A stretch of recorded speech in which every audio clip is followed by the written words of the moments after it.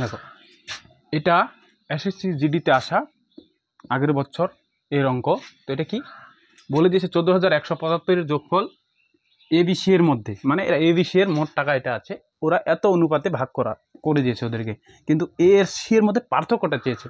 তো এগুলো অঙ্কতে আমরা এ বি সি আলাদাভাবে বার না করে প্রথমে আমরা যেটা করব, এ বি সি এর অনুপাতটা আমরা পূর্ণ সংখ্যা বার করে নেব। তো 2/3, 3/5, 5/6 গুণ করো গুণ করো গুণ করো, এই নিচেরগুলো লসাগু করবো আমরা। নিচেরগুলো কত? 3, 5, 6, 3 দুগুণে 6, একবার 5 দুগুণে 10, 30, কত আসছে? 30 দিয়ে সবাইকে গুণ করে দিব, তাহলে পূর্ণ সংখ্যায় চলে আসে। তো 3 10 30, 5 6 30, 5 5 6 30, 10 দিয়ে 20 হয়, 3 6 18 হয়, 5 5 25।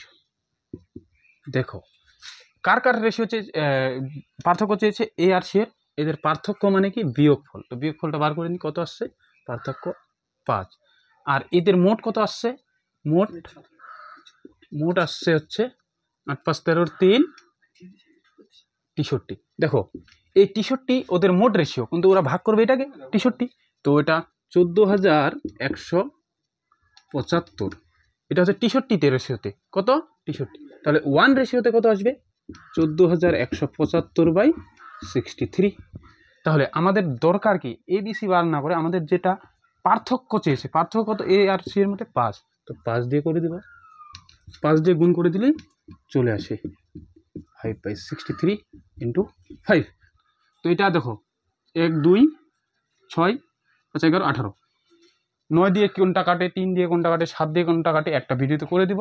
যেহেতু এটা আসছে 18, 9 দিয়ে 18, মানে এটা পুরাটাই 9 দিয়ে কাটবে। তো এটা 7 নং 63, এটা কাটবে 1 9 51, 5 নং 45, 45 7 8 56,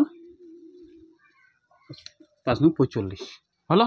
তো এটা 7 দিয়ে কাটা যাবে, 7 দুগুণে 14, 7 দুগুণে 14, 5 7 35।